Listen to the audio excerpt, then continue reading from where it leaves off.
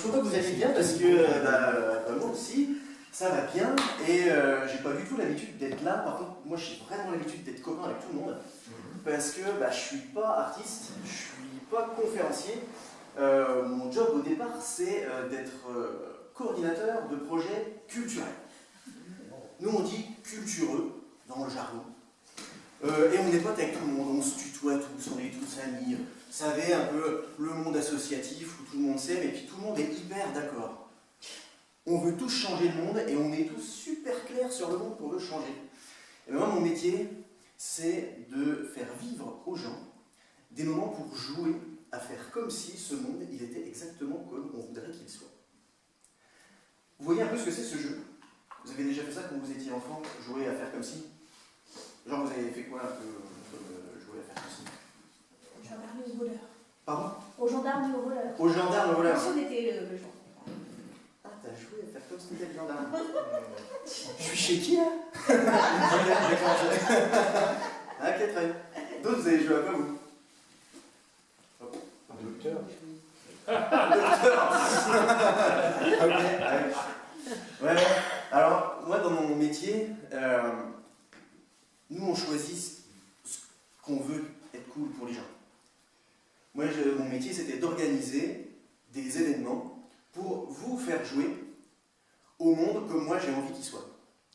Que vous jouiez à faire comme si le monde était comme moi, j'ai envie qu'il fonctionne. Et pour ça, on avait plein de manières de faire. Et alors, dans ces manières de faire, si vous voulez, nous, moi j'organisais des festivals, par exemple, pour jouer à faire comme si on était des super rebelles. Vous savez, ce truc où on a les t-shirts noirs, les casquettes, les drapeaux, on fait programmer des concerts anticapitalistes de dingue, nos futurs, machin, mais on se finance à 40% de la vente d'alcool.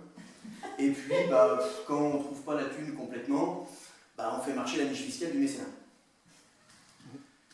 Puis on en fait d'autres où on va jouer à faire comme si on était écolo.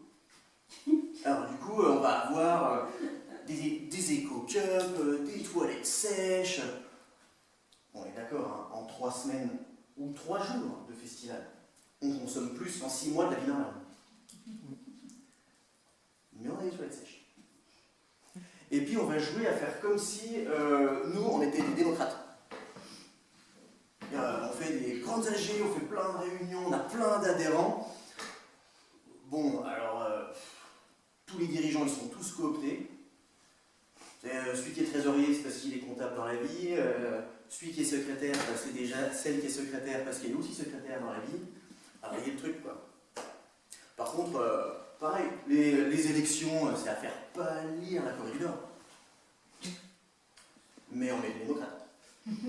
Et comme on le vit comme un truc de démocrate, et on se sent démocrate.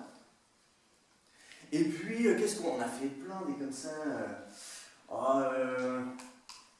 on jouait en fait beaucoup, la plupart du temps, à faire comme si ce monde, il était gentil, tolérant, ouvert, harmonieux.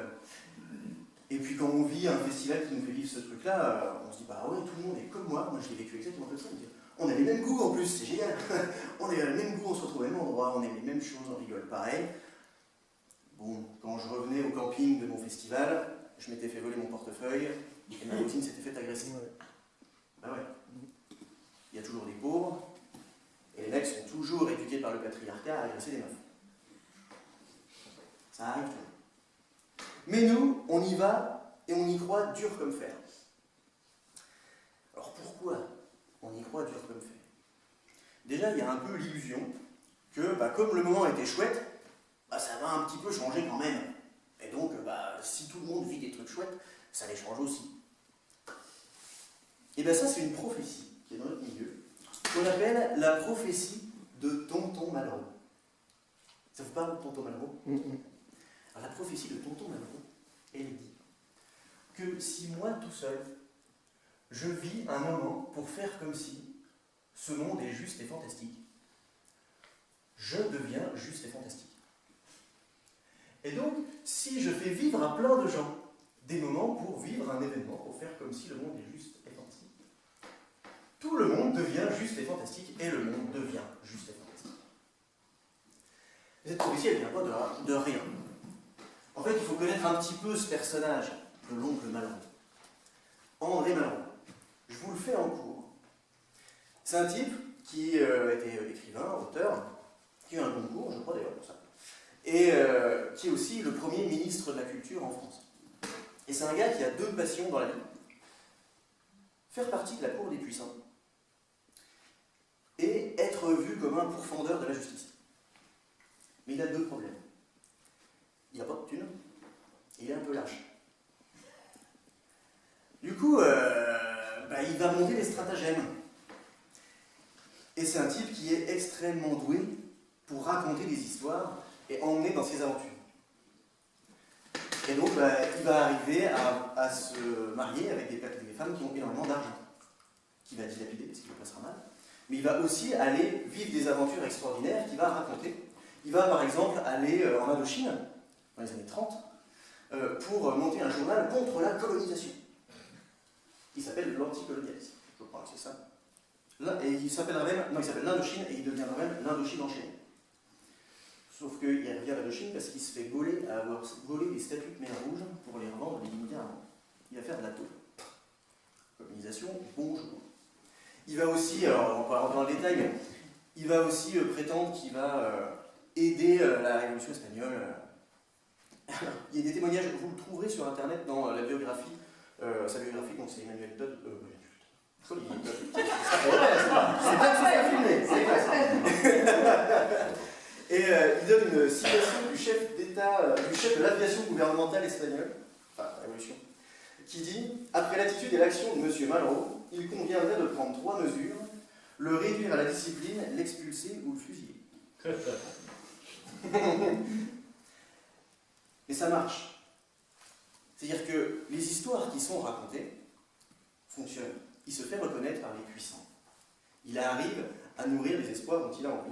Et il aura cette phrase qui apparaît dans sa biographie, qui dit « Je fabule, mais le monde commence à ressembler à mes fables. » Et c'est ça, ce qu'on lit dans la culture, la prophétie de l'oncle Malraux. Alors, dans le jargon, on appelle ça la démocratisation culturelle. Le problème, c'est que des fois, ça ne marche pas. Il y a des gens, on les emmène vivre des trucs pour faire comme si le monde était cool, comme moi j'ai envie, et ça ne marche pas. Ils sont quand même malheureux. En plus, j'ai un super pouvoir, c'est le pouvoir d'aller chercher l'argent des communs pour faire financer ce que moi je trouve cool. Mais c'est un sacré super pouvoir, hein, et j'en ramène du pognon. Ramener cet argent-là pour faire ce que moi je trouve cool, il y en a, ça marche pas. Bon. Alors on se dit, peut-être que c'est parce que c'est trop cher ce qu'on fait. Alors du coup, on va jouer à faire comme si ces gens avaient du pouvoir d'achat. Du coup, on va leur faire des tarifs réduits, des sessions gratuites, tout ça. Puis, ça marche toujours pas. Ça marche toujours pas, alors au bout d'un moment, on se dit, peut-être qu'en plus d'être pauvres, ils sont bêtes. Alors on va former des gens pour faire ce qu'on appelle de la médiation culturelle. On va former des gens pour aller leur expliquer ce que nous, on a très bien compris tout seul parce qu'on a lu des bouquins. Mais là, les pauvres, comme ils sont peut-être bêtes, on va leur expliquer, puis peut-être qu'une fois qu'ils auront compris, ils arriveront à le vivre, ce moment, pour faire comme si. Puis non. Puis non, et donc, c'est chiant parce que ça se voit que ça marche pas. Ça se voit que, nous, nos trucs, pour faire comme si, ça se partage pas. Là, ça prend pas. Donc ça nous agace parce qu'on voit bien que le monde, il n'est pas vraiment comme on a l'impression qu'on le défend. Alors on va chercher des copains. On va chercher des alliés. Parce qu'il faut qu'on aille rencontrer tous ces gens pour qui ça marche pas. Alors ces alliés, ils sont presque comme nous. Nous, c'est des cultureux. Donc nous, notre truc, c'est plutôt le goût, vous voyez, puisqu'on sait ce qu'il faut vivre comme truc pour faire comme ci. Ces alliés-là, eux, on les appelle les socio-cultureux. Alors, ils ont moins bon goût, mais ils s'intéressent aux gens. Alors, mais non, mais vraiment, ça se ressemble vachement. Bien. On a des maisons de la culture, ils ont des maisons de quartier. Ça va? C'est bon. On fait des festivals, ils font des fêtes de quartier. On monte des chapiteaux, ils montent des châteaux gonflables. Ça va, on est quand même un peu dans un truc... Du coup, on va les voir, et puis on leur dit, bah, c'est quoi, expliquez-nous. Et donc, bah, ils nous expliquent. La pauvreté, le racisme, les violences d'État, les souffrances dans les espaces de grande pauvreté, on découvre tout ça. Puis bah, nous sommes en colère. Alors là, on va monter des événements pour expliquer tout ce qu'on nous a dit. On va passer des documentaires pour dire, regardez! Regardez comment ce monde il est sale. Regardez comment ces gens sont mis sur la touche. On va même les réunir, tous ces gens. On va les réunir autour de nous. On les appelle les premiers concernés. On va aller chercher les premiers concernés pour qu'ils nous racontent leur vie, qu'ils puissent parler de leur situation. Et là, avec nos copains et socioculturels, on va faire un truc magique. On va organiser des moments pour faire comme si ces gens avaient du pouvoir politique. Mais vous les avez vus passer, hein. Vous savez, ça s'appelle les conseils citoyens, les budgets participatifs, on arrive à les faire rentrer dans nos conseils d'administration, de nos assos, etc. On y arrive très bien. Alors, nous, dans notre jargon, on appelle ça faire de l'action culturelle. Dans les collectivités locales, on appelle ça souvent de la démocratie participative. Et puis, dans le milieu des sociocultureux et des ministères, on appelle ça de la cohésion sociale. Moi, j'ai fait ça à fond. J'ai fait ça à fond pendant 8 ans. 8 ans dans une petite ville de 60 000 habitants, un peu moins. Entre 40 et 60 000 habitants. Même pas, 35 000 habitants. Et ville pauvre. 5 quartiers prioritaires dans une ville de 35 000 habitants. J'expliquerai plus en détail ce que c'est, mais grosso modo, ce qu'on appelle des quartiers prioritaires, c'est des quartiers où c'est des endroits où on va parquer beaucoup de pauvres. Il y en a ailleurs, hein. Il y en a en ruralité, il y en a plein, mais là, on va un peu les concentrer à cet endroit-là. Et c'est une ville qui avait beaucoup de ces endroits-là. Donc j'y ai travaillé pendant 8 ans à faire de l'action culturelle. Le truc, c'est que tout ce que je viens de vous dire là, je le savais déjà. J'ai eu la chance de faire des études un peu longues. J'ai fait un master en ingénierie de projet culturel. Avant, j'ai fait une fac de philosophie, enfin, le truc quoi.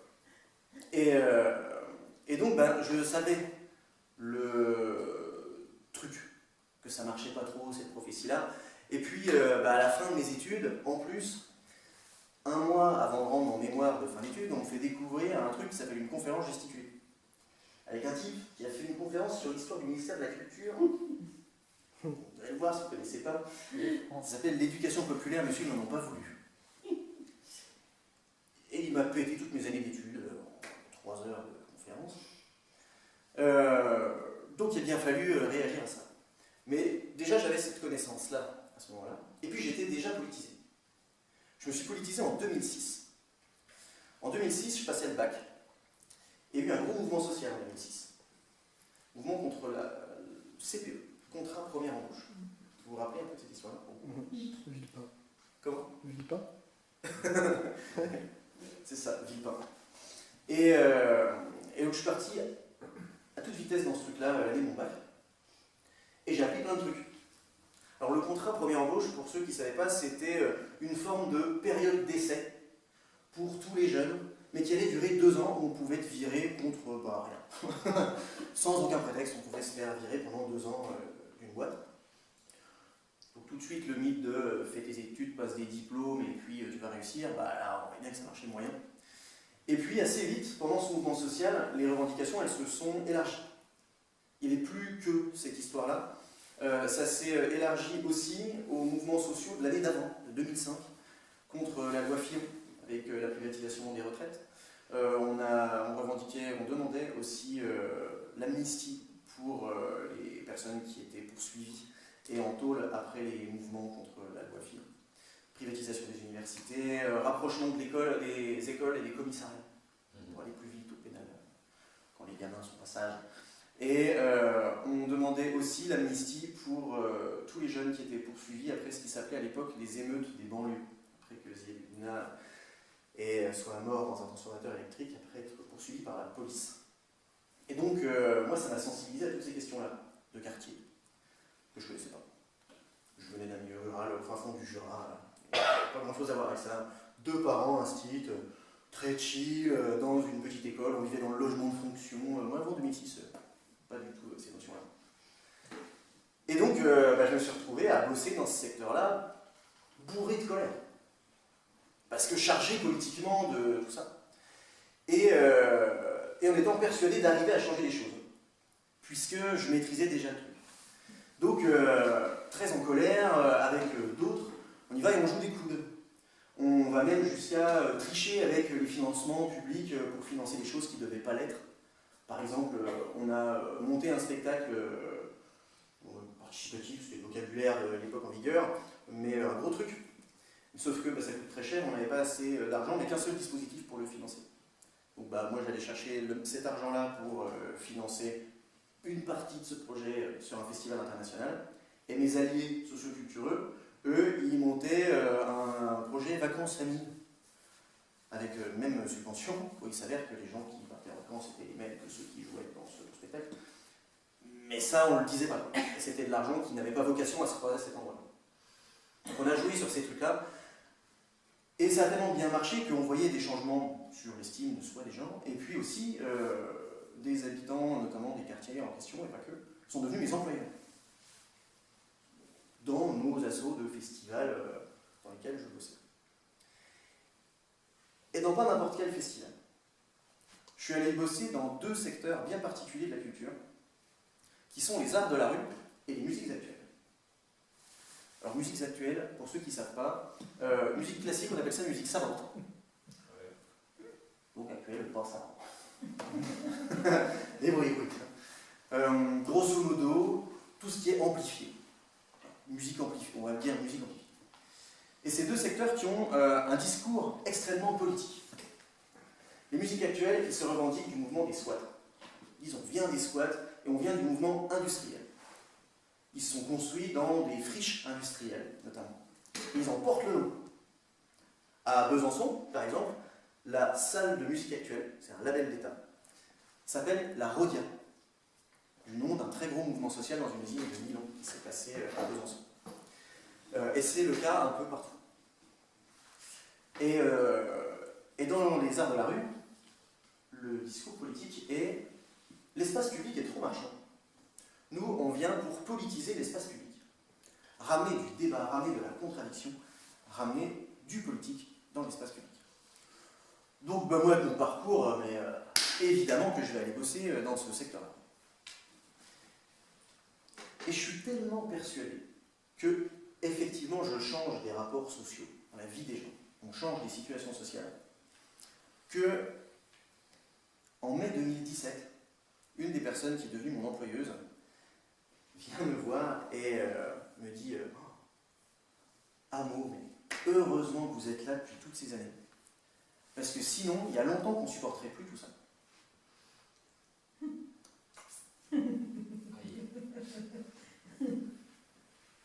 8 ans, c'est long. Je veux dire, on fait ça pendant 4 mois pour sortir la tête de l'eau et puis s'y coller, faire un truc, ok. 8 ans, c'est vraiment long quand des gens vivent dans des bâtiments où le chauffage n'arrive jamais au dernier étage parce que le bailleur social ne fait pas changer la chaudière. Où il y a tous les jours, des gens qui dorment dans leur caisse parce qu'ils n'ont pas les moyens de pouvoir loger dans un immeuble. C'est ça le quotidien des endroits où je pouvais bosser. Et donc 8 ans à essayer de travailler, à se raconter un truc pour changer ça, pour s'entendre dire vous nous avez bien aidé à supporter ces conditions pourries, merci. Et merci sincèrement. Ben ouais, moi je pensais que je luttais contre les inégalités sociales et les injustices sociales. Mais en réalité, je crois que j'ai surtout lutté contre tous les sentiments de colère et d'injustice générés par ces inégalités. Mais comment c'est possible que je me sois fait avoir à ce point-là avec tout le parcours que j'avais? Parce que je suis parti me former. Je suis parti me former vers des gens en lutte, je suis parti me former à l'éducation populaire hyper politique, j'ai bouffé de la conférence gesticulée à gogo, je pouvais expérimenter partout, enfin, j'étais surcablé. Et je me suis même fait avoir. Même, je me suis fait mettre au service d'un système que j'ai pensé combattre pendant 8 ans, mais dans des situations de précarité folles. Je veux dire, à temps partiel, payé au SMIC, sans compter ses heures, à pas pouvoir payer son loyer tous les mois, enfin, c'était ça la réalité. En fait, je crois que j'ai choisi ce travail pour faire de la politique, et que j'ai passé mon temps à tout dépolitiser. Je crois même que l'espace dans lequel je travaillais, c'est un des endroits que je ne soupçonnais pas, où on fabrique ce qu'on peut appeler le nouvel esprit du capitalisme. Et c'est ce que je vais essayer de vous raconter ce soir. Ça va? Oui. Alors vous voyez, comme je ne suis pas ni conférencier ni artiste, je vais boire beaucoup, j'ai la bouche sèche, je vais revoir mes notes de temps en temps, partie du truc, quoi. Mais avant de rentrer dans le vif, il faut que je vous situe un peu plus d'où je parle, comment je suis arrivé là-dedans, et un peu ma, je sais pas comment dire, ma sociologie d'une certaine façon. Je vous dis, j'ai eu une enfance très heureuse. C'est 2 parents aimants dans un petit village. L'école c'était la maison, on vivait dans le logement de fonction. Donc c'est toujours au même endroit, il y avait tout, puis tout le monde vient là, il y a les copains qui sont là. Donc, une vie vraiment tranquille avant qu'en 2006 je commence à piger des trucs. Et je suis quelqu'un de plutôt sociable et donc j'ai assez de facilité à me faire des amis, à rencontrer des gens. Et donc quand je me suis retrouvé à devoir travailler dans les quartiers, assez vite j'ai rencontré mes futurs alliés, dont certaines aujourd'hui ont des conférences gesticulées pour raconter comment on s'est fait avoir. Et ils m'ont dit, attention mon gars, c'est que le milieu social d'où tu viens, il a plein de conséquences sur ce que tu vas être en capacité ou pas de faire dans ton travail. Et ils m'ont fait faire un petit jeu que je vous propose de faire avec vous. Vous allez voir, c'est un genre de questionnaire où je vais vous poser des... Je vais faire avec vous. Je vais vous poser des affirmations. Et si ça vous parle, vous levez la main. Puis si ça ne vous parle pas, vous levez pas la main. Et puis on en débriefe après. Okay. Il y a une dizaine de questions comme ça. Première question. J'ai pu accéder à l'établissement scolaire de mon choix ou du choix de mes parents durant ma vie.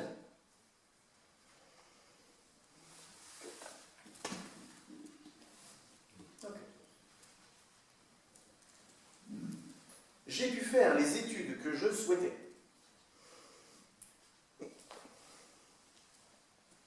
Okay. Quand j'étais enfant et qu'on partait en vacances, c'était toujours en avion ou en hôtel.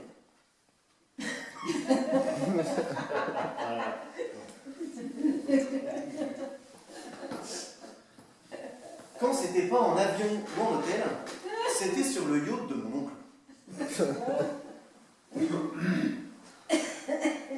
Une fois j'ai quelqu'un qui levait la main dessus. Ils existent, hein? Ben ils existent.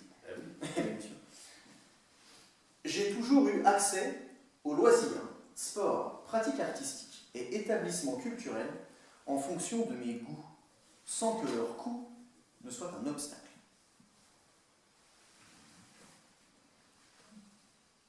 Moi aussi. Ok.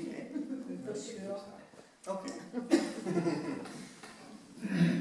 La majorité des films, romans, contes, chansons mettent en scène des couples qui partagent mes préférences sexuelles.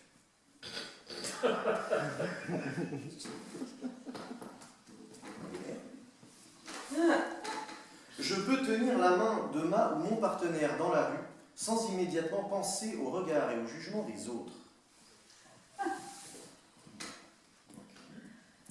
La grande majorité des personnes qui détiennent le pouvoir économique et politique ont le même sexe que moi.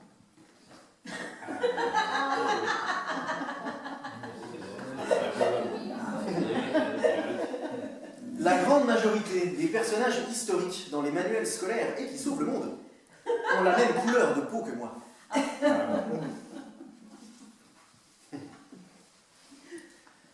Dans la majorité des commerces qui vendent des cosmétiques, je trouve toujours des produits adaptés à ma peau et à vos cheveux. Et à vos cheveux.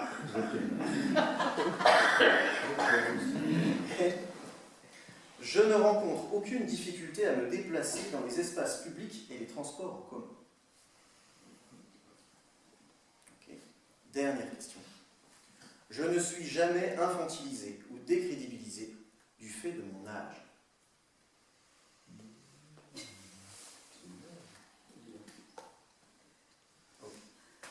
Ça va? Ça gratte un peu. Moi, ça m'a bien gratté. Moi, je l'ai dit. On va débriefer un peu. Chaque fois qu'on lève la main, on est privilégié par cette société. C'est pas notre faute. On y est pour rien. Mais c'est un fait. Chaque fois qu'on a levé la main et qu'à côté de nous, il y avait quelqu'un qui ne levait pas la main, pour cette personne, nous incarnons une injustice. C'est pas notre faute. On y est pour rien. Mais c'est un fait. Et puis, il y en a qui ont triché. Il y en a qui ont menti. Il y en a à des moments, tu auras pu lever la main. Puis, non, mais ouais, mais quand même, il y a une fois, du coup, non. Bon, et en vrai, on connaît pas nos vies. Hein. La négociation, elle se passe de soi à soi. Ok. Elle se base sur quoi, cette négociation? Parce que, on sent bien le truc. Hein. Je veux dire, à la limite, la question est mal formulée, mais tout le monde a bien compris, je crois, le sens dans lequel pouvait aller la question où on s'est retrouvé à mentir. J'étais le premier à me planquer dedans. On joue sur le vocabulaire. Il y a des moments où dans les questions, c'est dit toujours. Il y en a d'autres où c'est dit la majorité, ou souvent, et puis c'est là qu'on va aller se trouver des brèches pour se dire il a dit toujours, moi il y a quand même une fois, j'ai trouvé un shampoing.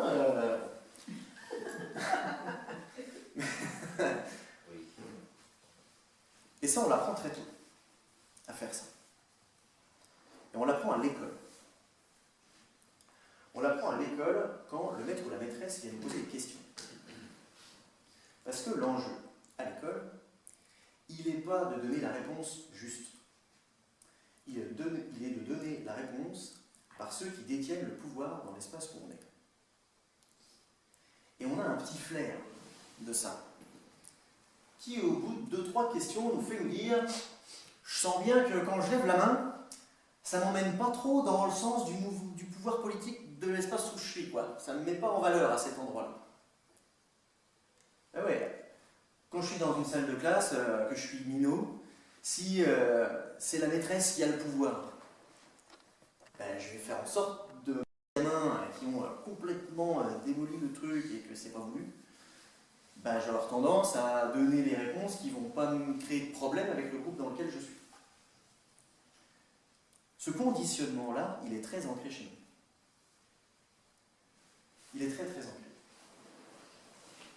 Mais c'est pas tellement ça le problème. Le problème, c'est que chaque fois que je lève la main, et vous avez vu, je lève la main beaucoup, si ce n'est pour les hôtels et les yachts, je lève la main beaucoup. Ça veut dire que chaque fois que je lève la main, je suis farci d'angle mort. Je ne peux pas connaître la réalité de vie, la réalité sociale des personnes qui ne lèvent pas la main quand moi j'ai levé la main.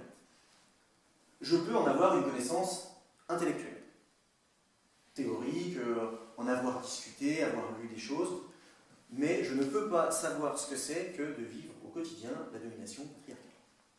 Je ne peux pas le savoir. Ce que c'est que de vivre au quotidien le racisme.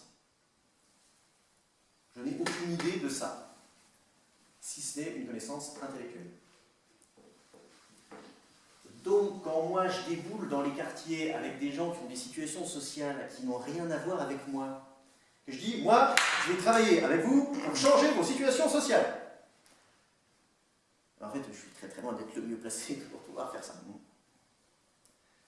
Donc, l'enjeu, il va d'être comment on donne le pouvoir aux gens.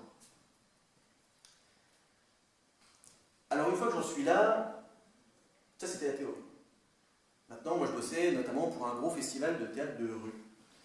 Je pourrais vous dire le nom au bar après. Un festival qui faisait quand même 60 000 spectateurs annoncés dans une ville de 35 000. Ça cause. Avec une centaine de compagnies programmées pendant une petite semaine, qui est une institution locale qui a pignon sur rue. Et on se met à faire ces projets dans les quartiers parce que c'est les travailleurs sociaux, des copains socio-culturels qui viennent nous chercher en nous disant « Il est super votre festival, c'est gratos pour la famille, nous on y vient avec nos enfants, c'est trop bien.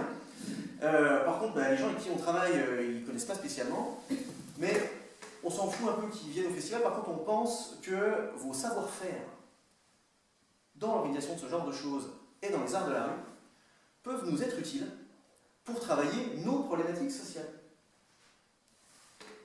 qui étaient l'estime de soi, la lutte contre les inégalités, construire des solidarités interquartiers et les liens parents-enfants. Alors, tout de suite, on s'est dit banco. Surtout que, parmi les choses que je savais, la conférence gesticulée qui m'a complètement pété mes études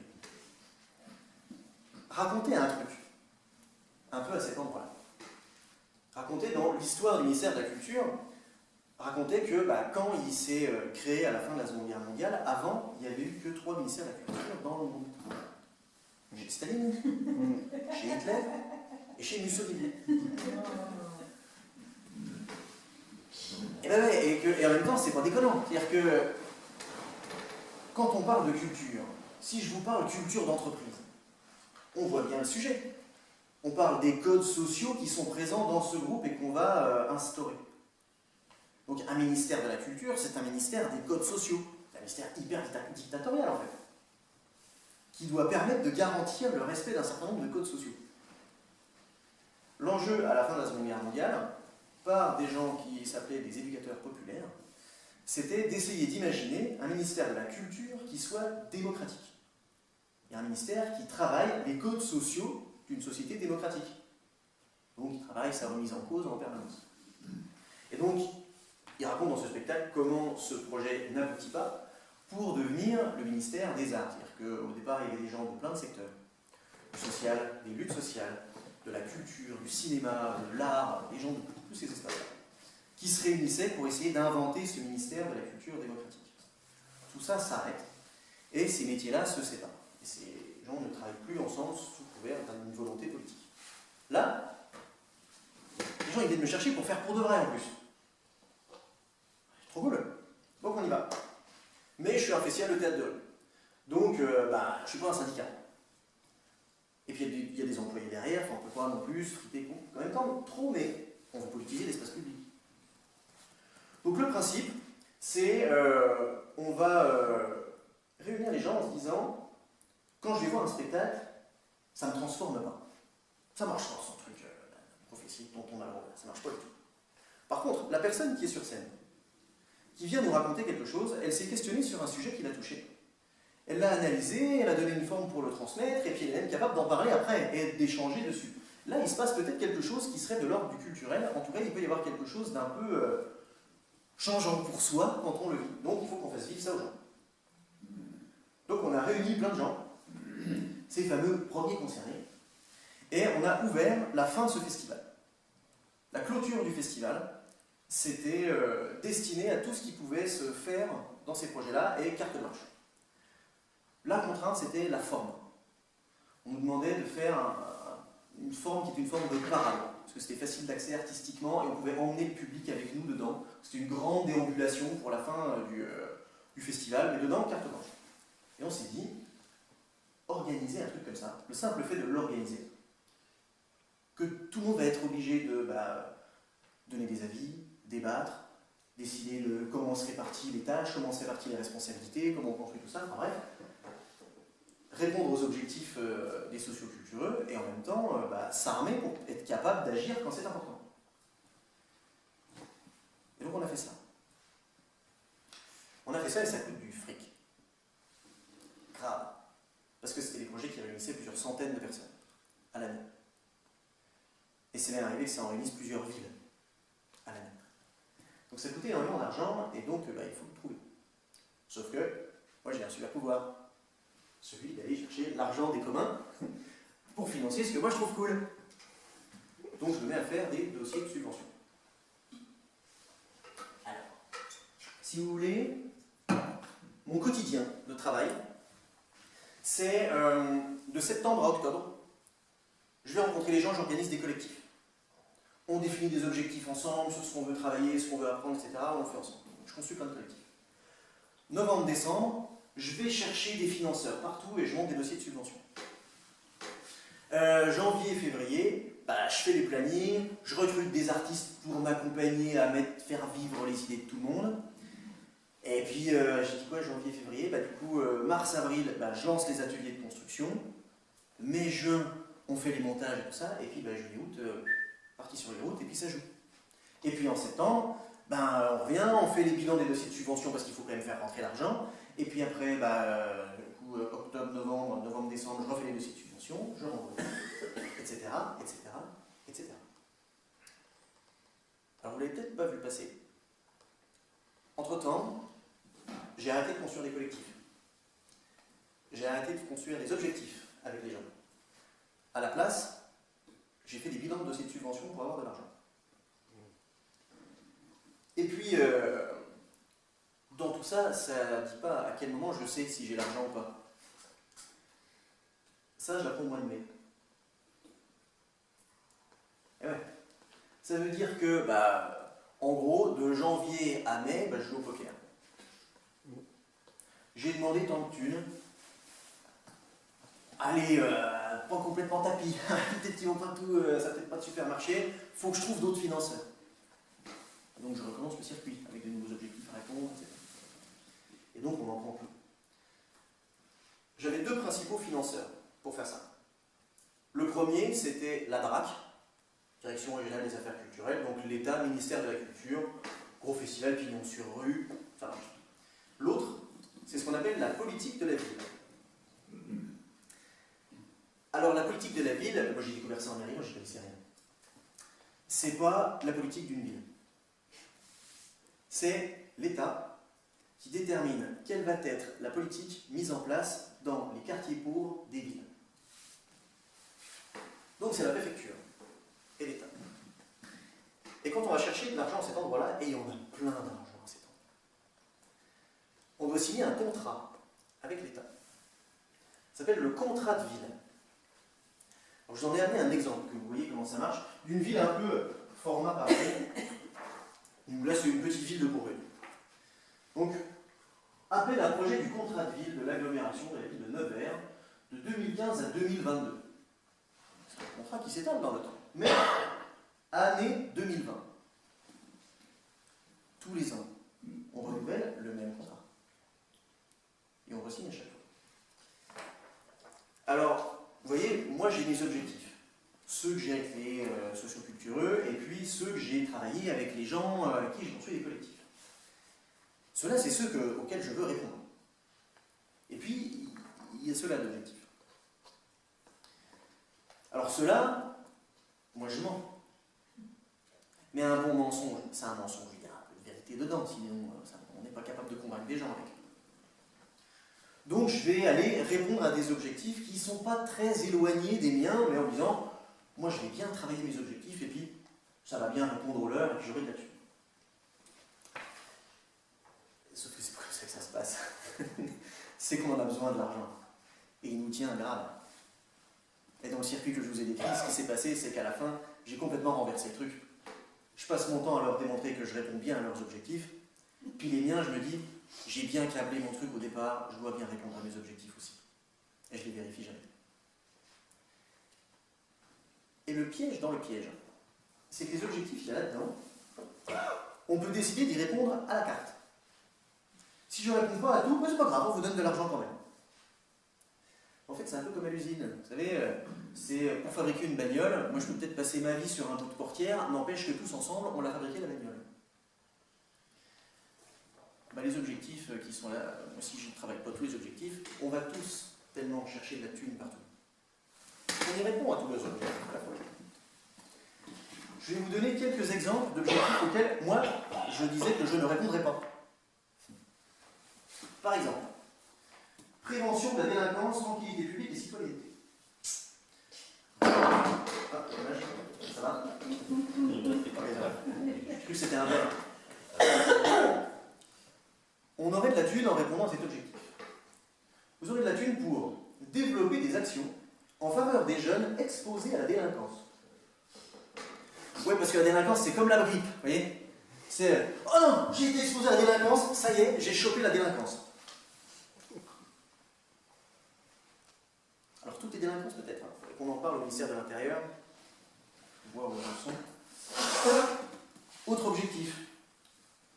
De l'argent pour améliorer le lien entre les forces de sécurité de l'État et les populations. Et vous voyez bien, on est tellement dans le speed à remplir nos dossiers dessus. On oublie qu'il y a ça dedans en fait. C'est tout. Pendant 5 ans, c'est le même dossier. On ne le relit plus. Il y en a un autre. Lien social, culture et vivre ensemble. Tu vois, on aurait pu se dire, il tombe sur son truc. Promouvoir la participation des habitants à des actions valorisantes pour l'image du quartier. Pas les gens, hein. L'image du quartier. Et puis, vous pouvez regarder, je pourrais vous les filer à la fin, hein, mais un autre exemple, c'est vous pouvez lutter contre la ségrégation socio-spatiale. Ouais. Socio-spatial. Ouais. Ah, bah, tous les pauvres, ils sont au même endroit. Ils sont cons, c'est pas. Ouais, c'est fou. Alors, quand on va interroger une préfecture là-dessus, ils disent « Ah, mais la politique de la ville n'est pas une politique géographique, c'est une politique de la pauvreté. » Non, l'exact inverse. Ils disent « Ce n'est pas une politique de la pauvreté, c'est une politique géographique. » Sauf qu'ils choisissent des points géographiques. On a entassé les pauvres. Enfin, on va avoir un autre qui est « Sensibiliser les habitants aux économies d'énergie, à l'environnement et à la propreté au sein du quartier. » Vous irez voir, il y en a sur internet des cartes des villes pour voir quels sont les quartiers qui consomment le plus de carbone. C'est pas les quartiers populaires. Vivement la politique de la ville dans le 16e. On allait faire de l'éducation politique. Bref. Alors vous voyez, moi je suis pris dans ce truc-là.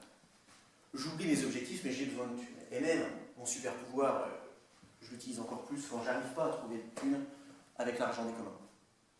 Je vais aller chercher les big boss de savoir-faire, qui savent faire ça. Je vais aller chercher les riches. Et je vais faire ce qu'on appelle le mécénat. Le mécénat, c'est je galère à avoir de l'argent pour un projet, vous allez voir, il a un sens phénoménal. Vous avez raison, les petits pauvres, les sociocultureux et les cultureux, on va vous donner de l'argent. Parce que vous faites du mécénat et qu'en échange, on peut défiscaliser à 60%.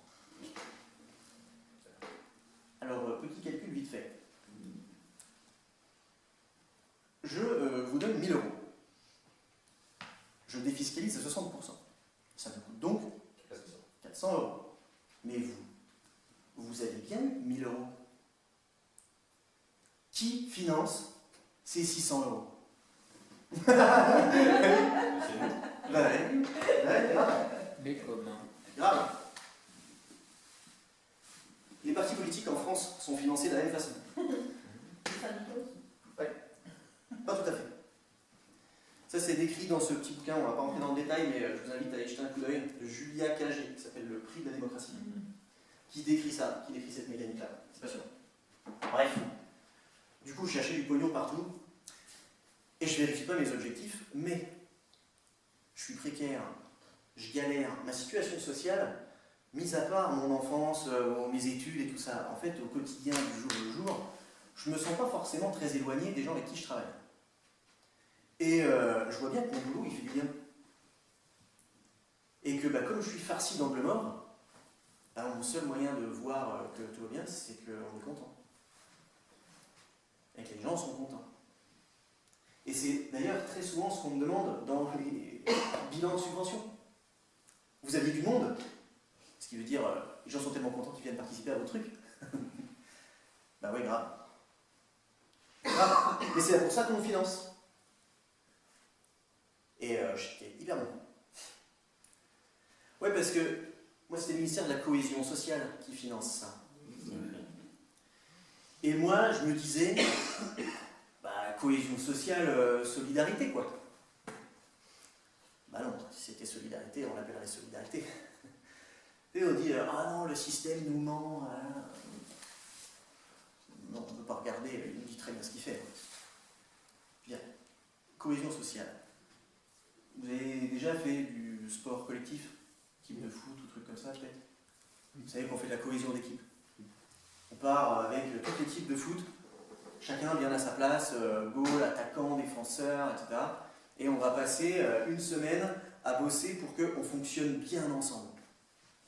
Que les interactions entre défense, attaque et goal, ce soit fluide, que tout le monde soit hyper à l'aise à sa place. Cohésion d'équipe. Si on prend une équipe assez grande pour parler de société, on va parler de cohésion sociale. La cohésion sociale, ça ne veut pas dire faire des solidarités, ça veut dire maintenir les rapports sociaux. On passe 8 ans de ta vie à te dire moi je veux les transformer, super. Alors du coup je suis parti me former quand j'ai capté un peu ce truc-là. Auprès de gens, il me dit je vais aller voir des gens qui savent. C'est là que je suis allé voir des gens qui font l'éducation populaire. Et puis beaucoup ce milieu-là au départ. Et on disait, bah ouais, nous ce qu'on fait, c'est de la transformation sociale. Et c'est le vocabulaire utilisé tout le temps. Super. Il dit, moi c'est ça que j'ai envie de faire, changer les rapports sociaux, après ça, transformation sociale, youpi. Bon, bah du coup, 8 ans après, quand je me retrouve à me dire, merci de nous avoir permis de supporter tout quand même, je quitte mon boulot, et puis je vais checker un peu sur Internet. Ça a peut-être changé, mais je suis pas sûr. Vous ferez le jeu, vous tapez dans le big data Google, juste transformation sociale. J'ai fait ça en me disant, je vais aller chercher un peu de matière sociologique plutôt que seulement des ateliers. Premier site, l'UNESCO. Programme éducatif dans le monde entier, logique de parler de transformation sociale. Deuxième site, Wikipédia. Récupère des infos de partout, citations de sociologues en tout genre, ça me va. Troisième site, le Cairn. Je ne sais pas si vous voyez ce que c'est, le Cairn. Centre de ressources documentaires pour la recherche. Pareil, normal. Le quatrième, la République en marche. Alors comme ils ont changé de nom, je me suis fait à l'époque une impression d'écran, vous pouvez regarder si vous voulez après, parce que je me dis ça va changer, c'est obligé quoi. Et qu'est-ce que le plan de transformation sociale, hein? C'est écrit noir sur blanc, une page, et dedans on trouve réforme du code du travail, réforme de la sécurité sociale, réforme du chômage, réforme de la formation professionnelle, réforme des retraites. Et ils en font, eux, de la transformation sociale. Hein. Et puis on la sent, hein. On la sent bien passer. Nous, on en parle. On lève le poing, on met du verre, on en parle. Mais à quel moment Et on le sent bien.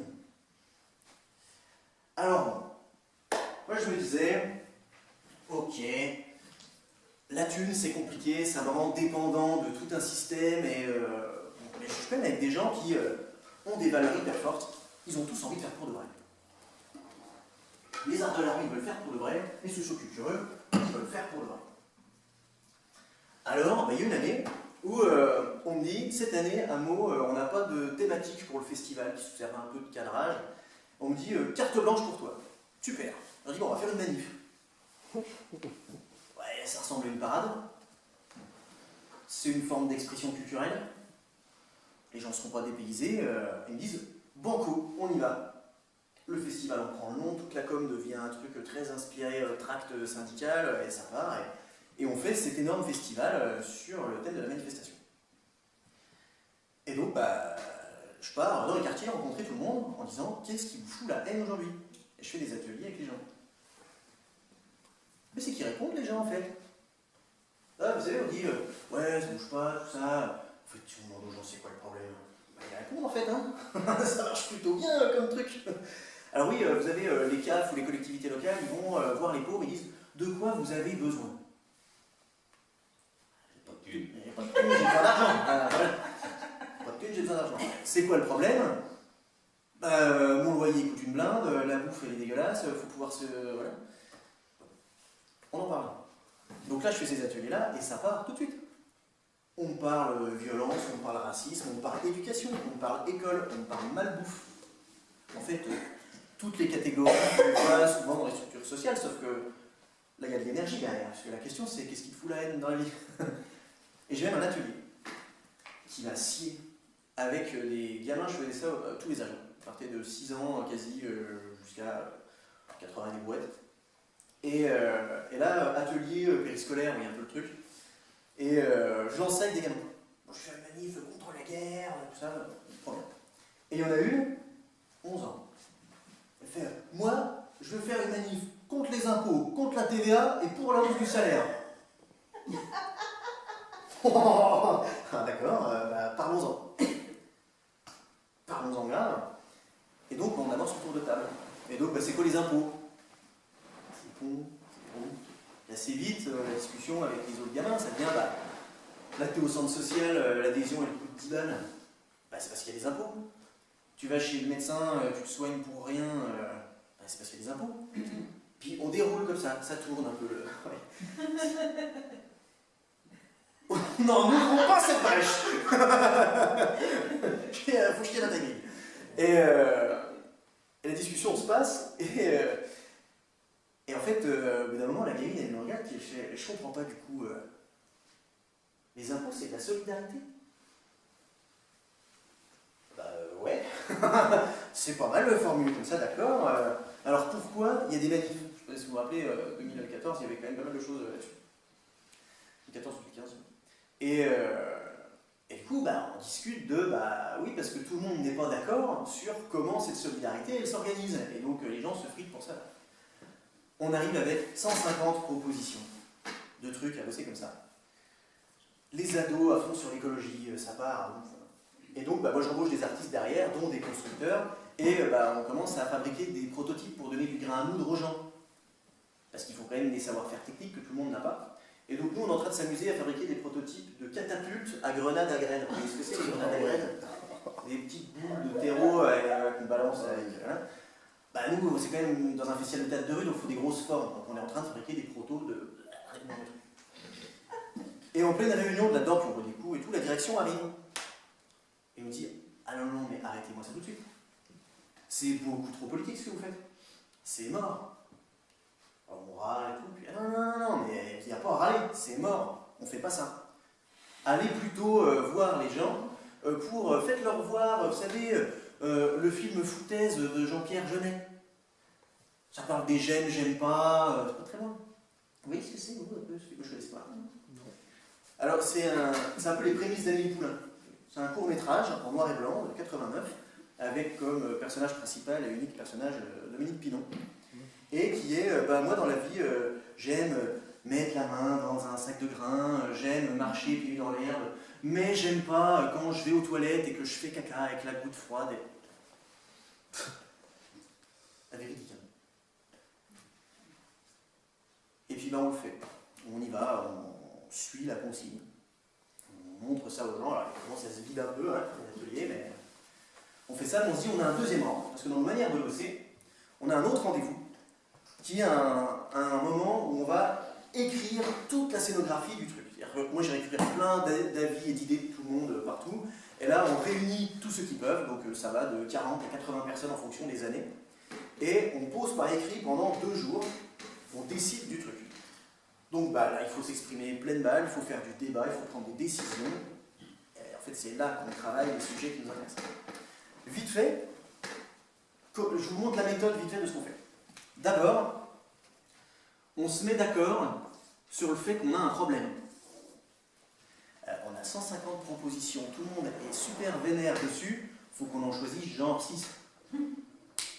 Donc on a un problème, grave, tous ensemble. Mais dans ce problème, on se met aussi d'accord sur un truc, c'est que on le fait tous ensemble. c'est pas négociable. Tout le monde. Et une fois qu'on est là-dedans, eh ben, première étape, expression. Quoi. Alors attends, c'est quoi les 150 post-it? Alors on s'en parle, on raconte tout ce que ça implique, on déroule chaque truc. Et puis, une fois qu'on a fait expression, faut analyser un peu chacune des propositions. Quoi. Parce que, en fait, chaque proposition a plein de conséquences, elle coûte peut-être plus d'argent que d'autres, tout le monde n'est peut-être pas capable de les faire. Enfin, à un moment, il faut qu'on redesigne sur du concret. Puis une fois qu'on a fait ça, il y en a quand même toujours 150. Donc il faut qu'on arrive à en débattre. Faites des délibération. Voir qu'est-ce qu'on peut mixer, qu'est-ce qu'on vire, qu'est-ce que ça c'est cool, on peut pas, etc. Et puis à la fin, on décide, on vote, arbitrage. Alors on ne fait pas que voter, ça dépend du type de décision qu'on doit prendre. Alors on fait ça. On fait ça et ça marche de ouf. Ça marche pas bien. Alors on fait ça pour une raison précise. C'est qu'il y a un philosophe qui s'appelle Paul Ricoeur qui a donné une définition technique et pratique de la démocratie. Moi, je l'ai trouvé cette définition aussi dans une thèse d'une chercheuse en sciences de l'éducation qui s'appelle Alexia Morvan et qui a fait une thèse sur l'éducation populaire politique. Et cette définition, vous allez voir, elle est un peu barbare, mais marche bien. Elle dit est démocratique une société qui se reconnaît divisée. Je sais qu'on a un problème. Et donc, qui se reconnaît divisée, et donc il y a des contradictions d'intérêts, et qui se donne pour modalité d'associer à part égale chaque citoyen dans l'expression de ces contradictions, l'analyse de ces contradictions, la mise en délibération de ces contradictions, en vue de parvenir à un arbitrage. Donc, si vous voulez, tout de suite, quand on nous dit après ça, la liberté d'expression, c'est la démocratie. Non. C'est une première étape de, faut déjà qu'on soit tous d'accord qu'on a un problème, et puis qu'on soit tous ensemble pour le traiter. Et puis si on nous dit, le vote, c'est la démocratie, non, c'est un outil d'arbitrage. C'est tout. Si tout le reste n'est pas dans le game, ça n'a rien à voir avec la démocratie. C'est un mode de prise de décision, mais ça n'a rien à voir avec la démocratie. Et nous, ce qui se passe, c'est qu'à la fin de ce truc, où on a réussi à tout décider, la direction déboule. Puis elle arrive, puis la direction, elle fait ça c'est super. Oh, ça non, vraiment, ça c'est nul. Ça, vous pourriez peut-être plutôt le faire comme ci, comme ça. Ça, je le verrais plutôt comme ça. Là, non, c'est trop abusé. Défonce tout. Mais du charisme. Dirlo, du plus gros festival local, institution, tout ça. On se fait démonter 4 mois de boulot. Tout le monde est ravi. Mais ravi. Ouais, merci, super, trop bien. Tout démoli. Et donc, cette fausse parade vraie manif devient une vraie parade et fausse manif, qui va s'appeler la manif du bonheur intérieur brut. Avec écrit des grandes banderoles utopistes au boulot, et puis moi devant Adolphe. J'aime les coquillettes au jambon. J'aime marcher pieds nus dans l'herbe. Vous trouvez sur internet. Il y a encore plein de photos de ça. Et on s'y met à blinde. Et arrivé après ce spectacle, on est invité avec tout le monde à boire un coup dans les loges du festival. 300 personnes à bosser dedans et on déboule, on a l'apéro. Et là, j'ai tous les pontes des arts de la rue qui viennent me serrer la main en me disant « Bravo, là, vous revenez aux fondamentaux des arts de la rue. » Politiser l'espace public. Ah vache. Alors moi, je me disais, c'est nous qui sommes des gros banques. On est mal entourés, voilà, ça marche pas. En fait, pas du tout. Tout le secteur est comme ça. En 2019, plein mouvement des Gilets jaunes, je reçois, donc je fais plus de boulot, je reçois une newsletter où on me dit « Amaury, c'est fait pour toi, vas-y, tu dois participer à ce truc. » Je vous lis la newsletter que j'ai reçue, je vous propose d'essayer de deviner qui l'envoie. Gros titre, droits humains, une zone à défendre. Bref, ça. Alors que l'on ne peut que constater un glissement progressif des démocraties vers des droites extrêmes, alors que la question des migrations des personnes vient interroger les valeurs fondamentales des pays d'Europe et du monde entier, que des mouvements économiques mondialisés menacent la diversité des initiatives citoyennes, que les libertés individuelles et collectives se restreignent, nous souhaitons pendant ces 3 jours nous interroger sur nos places et nos projets au regard des droits humains fondamentaux. La quatrième édition de cet événement, dont je vous dirai le nom tout à l'heure, permettra aussi de donner à voir la richesse et le dynamisme des initiatives culturelles et artistiques qui s'impliquent et s'engagent au quotidien pour l'intérêt général. Elles constituent des espaces d'expression, d'expérimentation, de solidarité et d'émancipation indispensables pour bâtir une résistance citoyenne. Le thème des droits humains fondamentaux sera ainsi exploré par le biais de plusieurs fils rouges. Militance et résistance, territoire, relations au travail, liberté individuelle et collective. Waouh! D'après vous, qui envoie ça? Une langue de bois, putain. C'est un syndicat. Le MEDEF. Non. Non. Ça se passe à Dijon. Hein? Ça se passe à Dijon. Non, c'est un événement national. C'est l'été? Non. Université d'été. Non. C'est JT? C'est le festival. En fait, eux, Téléran. on les voit. Là, on les soupçonne. Je sais même pas si vous le savez. Ah, bon. C'est un syndicat qui s'appelle le SMA. Ah, syndicat des musiques actuelles. Yes! C'est un événement qui est co-organisé par le SMA et l'UFISC et qui est piloté, je ne sais plus trop exactement comment c'est foutu, par la FEDELIMA, Fédération Nationale des Lieux de Musiques Actuelles. Toutes les salles de concert subventionnées, labellisées d'État. Voilà. C'est un événement qui s'appelle Top Mind et c'est le rendez-vous des pros de ce secteur entre programmateurs. Et ça parle programmation, échange d'artistes. C'est ça qu'on fait. Ouais. On fait ça tout le temps. Tout le temps, tout le temps, tout le temps, tout le temps. C'est un truc de dingue. C'est vraiment un truc de dingue. Vous avez vu pendant le confinement, il se passait un truc avec les culturels aussi. Hein. Chez le Tigre. Ouais, on est allé occuper des théâtres. Parce que là, on se met des sacrés vernis politiques quand même, pour faire la diffusion de concerts. Et là, on va occuper des théâtres fermés, en écrivant ZAD partout, occupation. Et pour revendiquer quoi? On veut chanter et danser encore.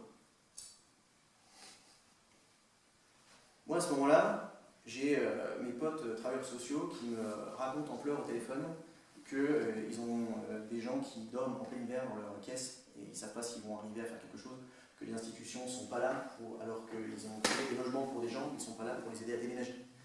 Enfin, le quotidien, c'est ça.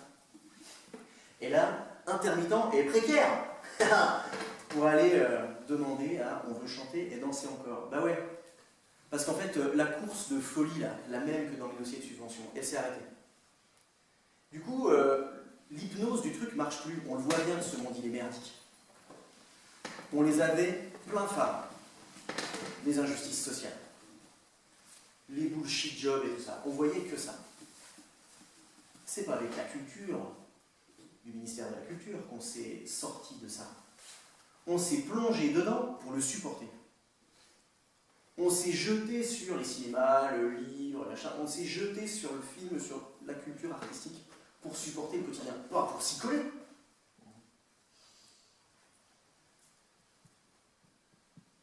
Alors, je vais nuancer un peu mon propos.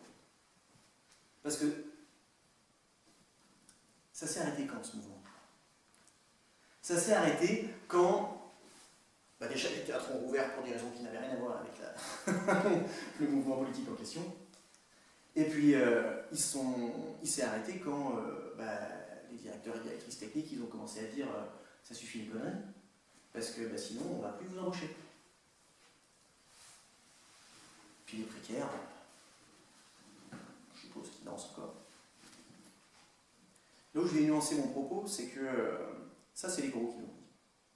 Les grosses compagnies, les grosses structures, qui avaient leur intermittence, qui avaient toutes les aides, qui faisaient que leur salaire, ils n'étaient pas en danger. Par contre, les toutes petites compagnies de théâtre, de danse, de musique, chanter et danser, c'est leur job.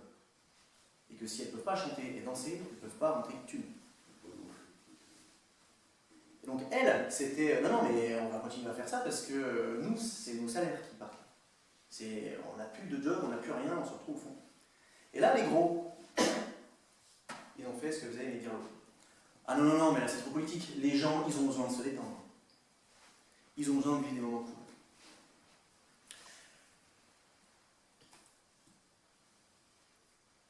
Mais je crois que c'est pas vraiment ça le problème. Parce que dans tous ces espaces-là, même moi, dans les fausses manifs, j'y croyais grave quand même. Tous les gens dans les occupations de ces théâtres étaient persuadés que ce qu'ils faisaient allait quand même être efficace, puis ils ont passé du temps, de l'énergie, il y en a plein qui y croyaient. Je pense que ça c'est le symptôme. C'est le symptôme d'un truc beaucoup plus balèze qui s'appelle le capitalisme. Mais avant de rentrer dans cette dernière partie, je vous propose un petit intermède musical de 3 minutes, le temps que je boive un coup, prenne mes notes et tout ça.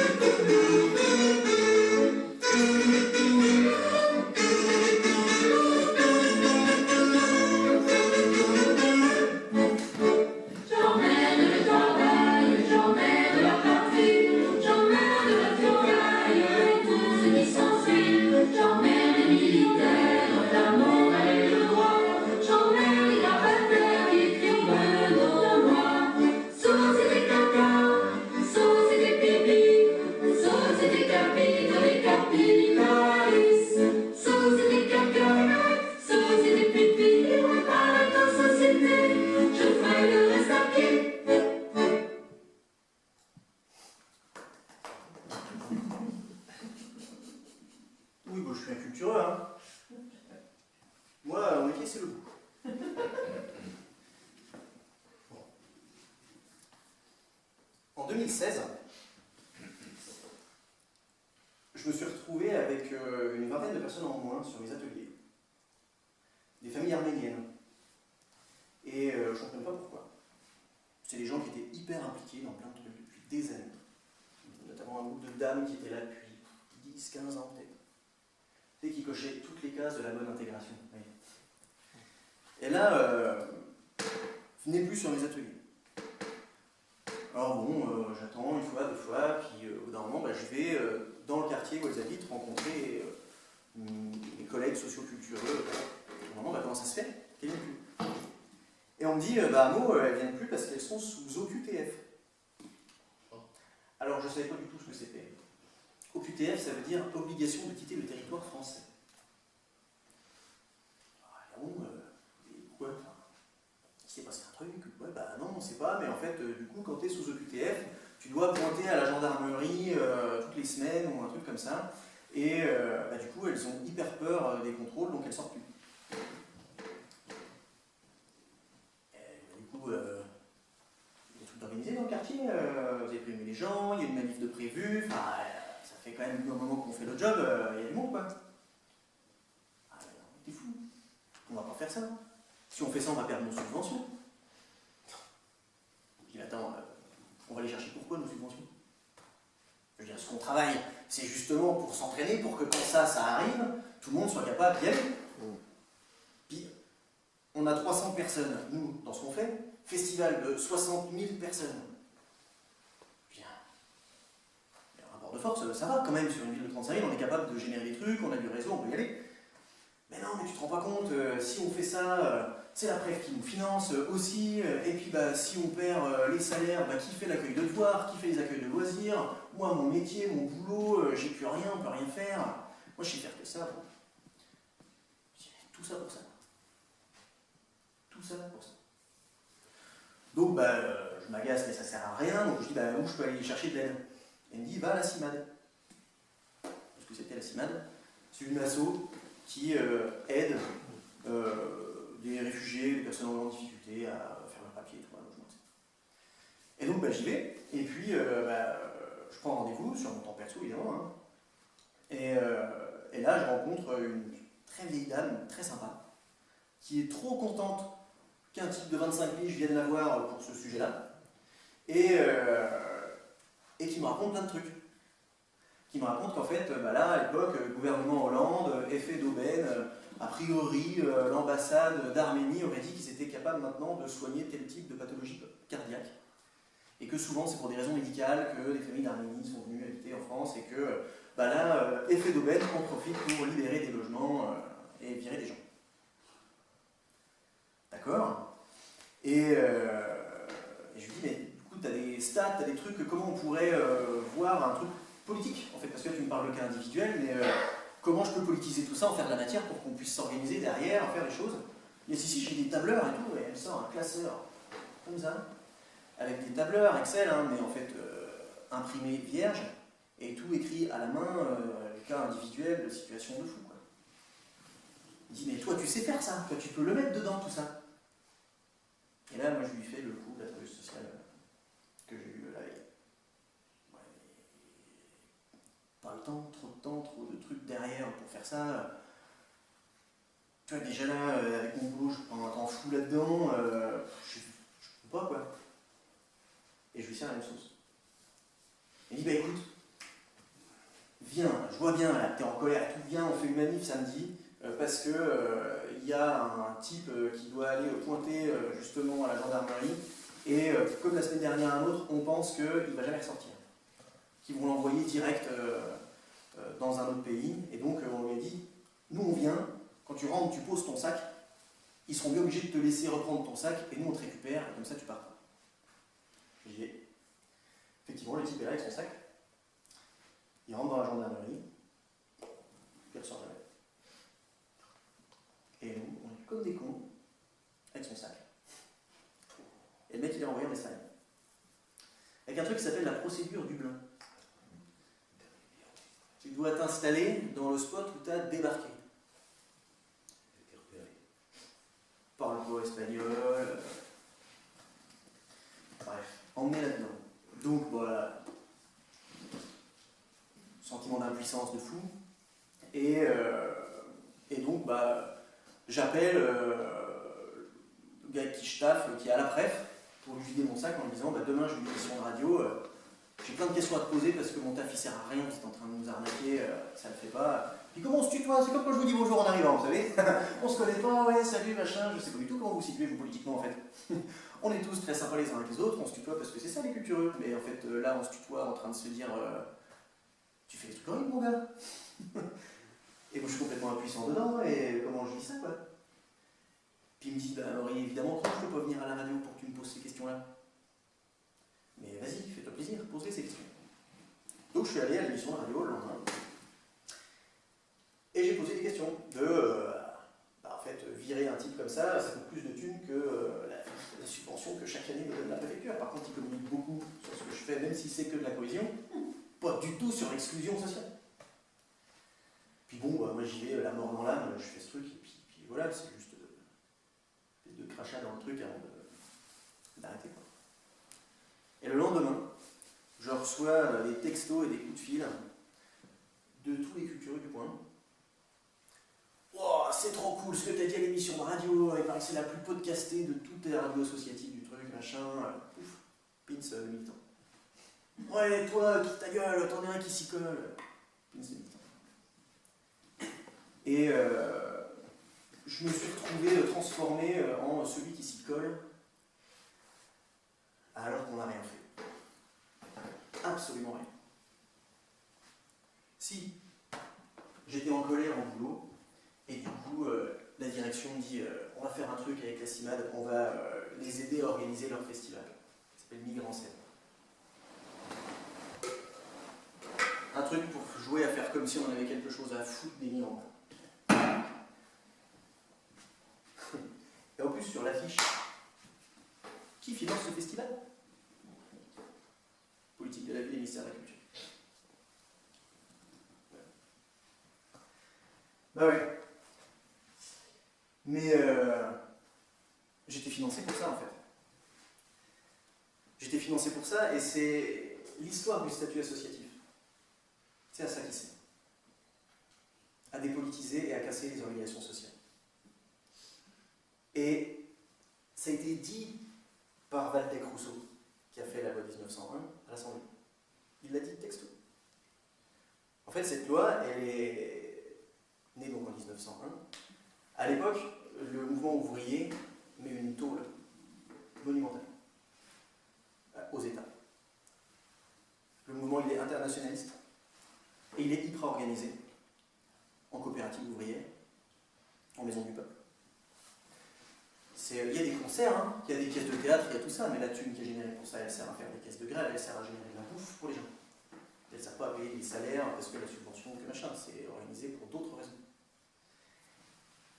Et l'État perd, donc il se dit ok, on reconnaît votre existence.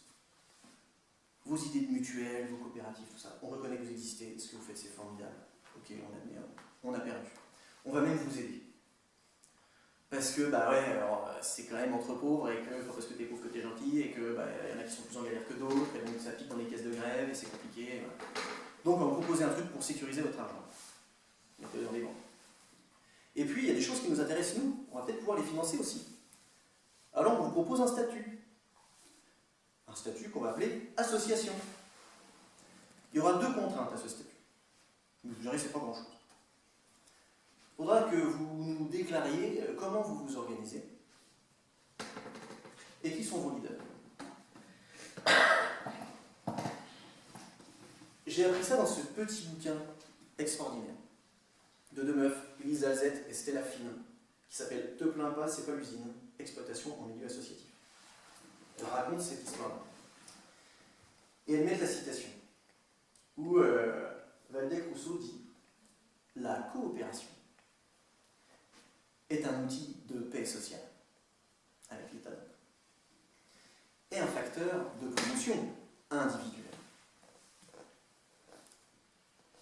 Casser tous les espaces de promotion collective, tout le pouvoir collectif, et amener de la promotion individuelle.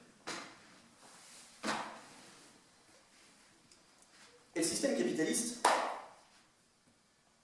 il se planque derrière ce genre d'artifice, parce qu'il ne veut pas qu'on le repère.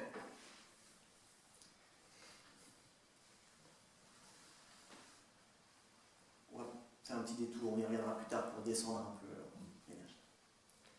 Vous aimez les jeux de société? Oui. Vous jouez à quoi? À faire une association. Ok. Alors c'est quoi qui te donne envie de jouer? C'est du beau temps en famille. Ok. Les petits chevaux, quoi. Pourquoi? C'est quoi qui file la niaque là-dedans? La win, c'est la win. C'est la win. Gagner. C'est la win. Ouais. Moi je suis pas très jeu de société, c'est pas trop mon truc. Mais il y en a quelques-uns que j'aime bien, si on peut se foutre un peu dessus. Il y en a avec les copains, mais faut qu'on se tire la bourre, faut qu'on se marre, mais faut que ça se batte quoi. Moi j'aime bien quand je joue le truc. On est bien d'accord que dans la vie, j'aime pas me battre avec mes potes et les défoncer toute la journée. Mais là oui. Vous savez, c'est quand on dit je me prends au jeu. Qu'est-ce qui fait que je me prends au jeu? En fait, c'est les codes sociaux du jeu. La culture qui me donne. Mais je consens à y participer dans un temps bien précis, on est tous d'accord pour y aller, enfin, voilà.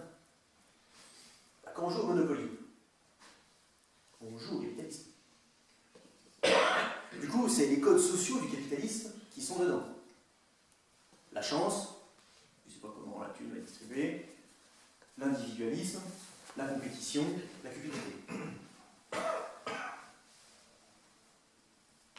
coup, quand je joue à ce jeu-là, et que je gagne, c'est pas que je suis meilleur que mes potes. C'est que je suis meilleur pour m'adapter aux codes sociaux du jeu. Puis le contexte chance fait que je vais plus à même de m'y adapter.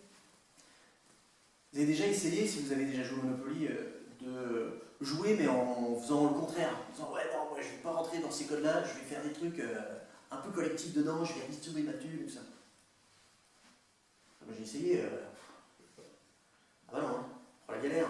Déjà, tes potes ils sont pas forcément d'accord. Je me frite avec des copains quand je fais ça.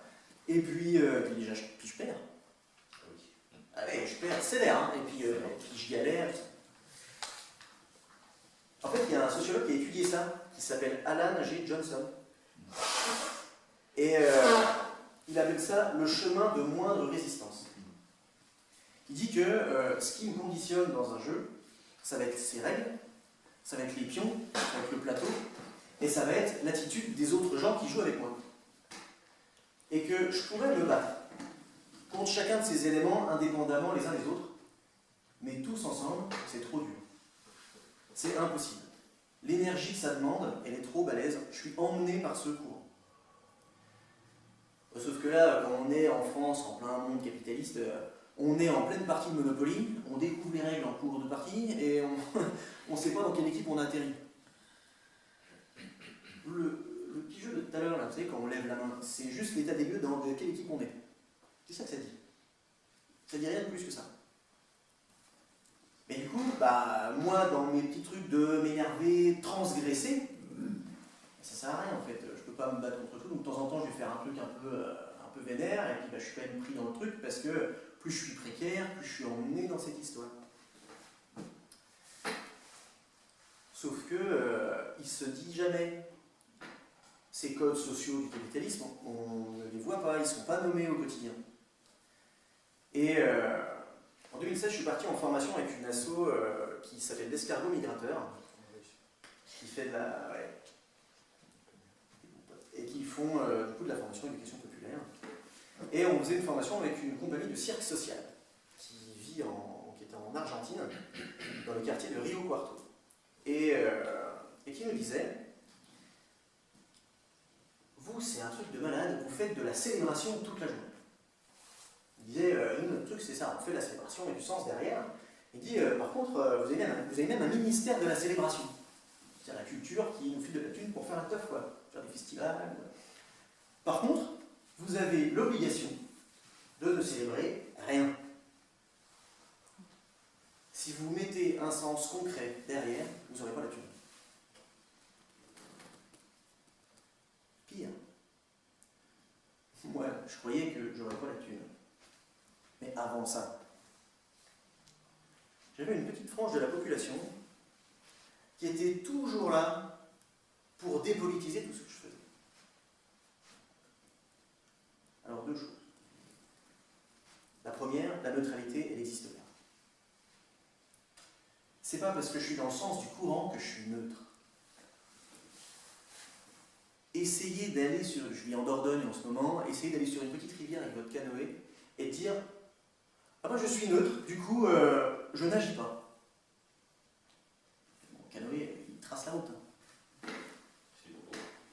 Ben, le courant, grave. Si je veux être neutre, c'est-à-dire au moins rester sur place le temps d'y réfléchir à est-ce que je suis d'accord ou pas, ça donne une énergie folle.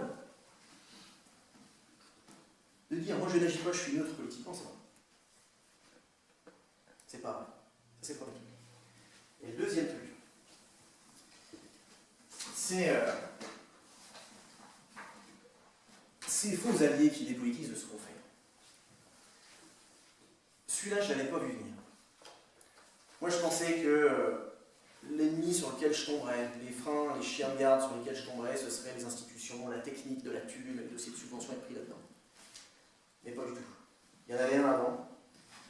Mais plutôt que de dire avec mes mots, Martin Luther King, il l'a dit dans une lettre quand il était en prison.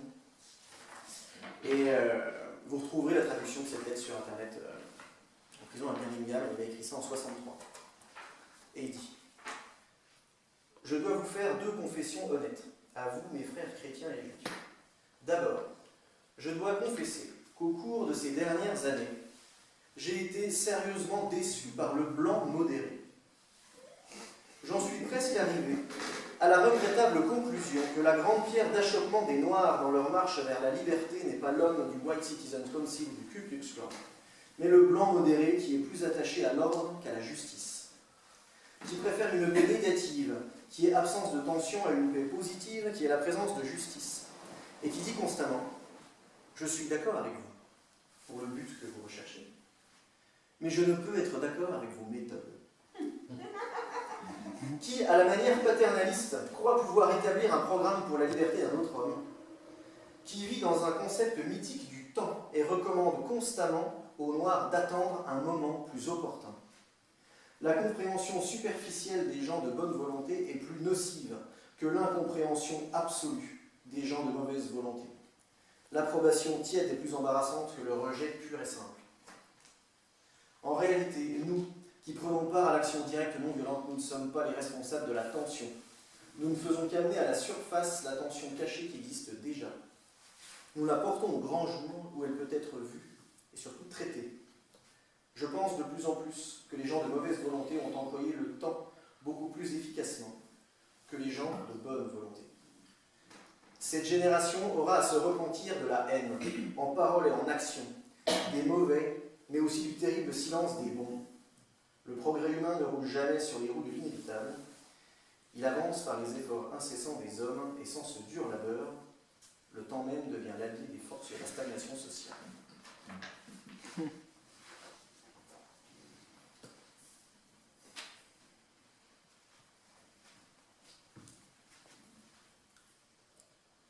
Ce système, il doit arriver à se faire aimer de nous. Et pour ça, il nous pille.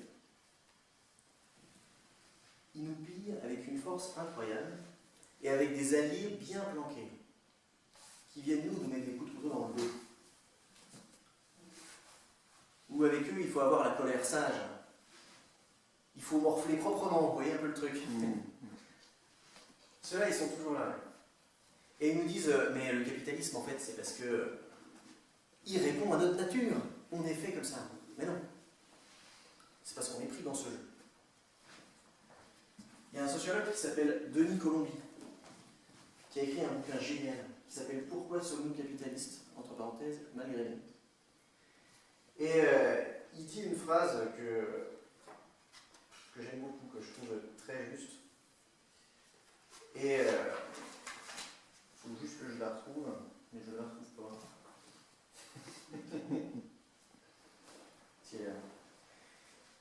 Il dit « Nous ne participons pas à ce système parce que nous sommes ainsi faits. Nous sommes ainsi faits parce que nous y participons. » Et pour ça, il change d'identité régulièrement. Je vous le fais en très court. Le capitalisme, il a eu 3 grands courants. Un premier qui va être le courant du commerce. Un autre qui va être le capitalisme industriel. Et enfin celui qu'on connaît aujourd'hui, qui est celui de la finance. Mais en lui-même, il n'est pas désirable, ceci. Et donc il doit trouver des stratagèmes, des vernis pour faire accepter ses codes sociaux.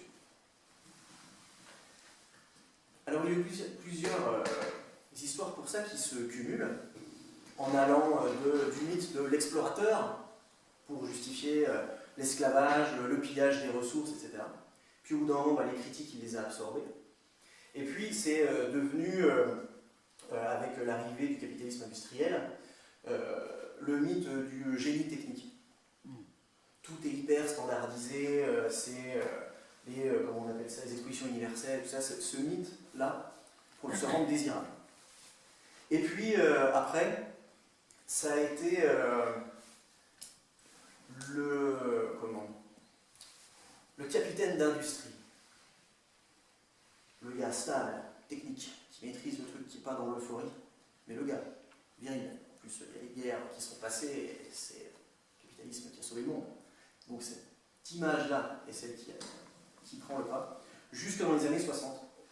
On vient critiquer cette image-là, parce qu'on estime que le travail déshumanise et du coup n'est plus épanouissant pour le travailleur. Et là, le virage qui se passe devient le virage libéral, où le libéralisme est un nouveau mode d'organisation du capitalisme. Et où, à cet endroit-là, l'enjeu ne va pas tellement être de faire adhérer les gens au capitalisme, va être de leur redonner goût au travail.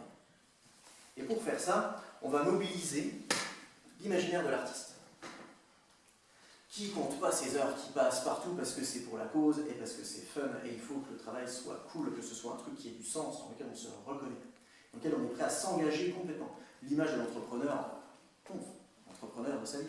Et cette image-là de l'artiste est à utiliser partout. Quand vous voyez les grands industriels, quand ils présentent un nouvel iPhone, c'est des rockstars, quoi. C'est cette image-là qui vient. Et le mythe, pour se rendre acceptable, c'est le mythe du talent.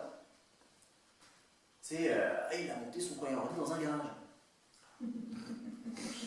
Ben non, il y avait un pote chez Atari qui lui a fait 250 000 $. C'est Elon Musk, et s'il en est là où il en est, c'est parce que son père a une mine d'émeraude en plein apartheid dans l'Afrique du Sud.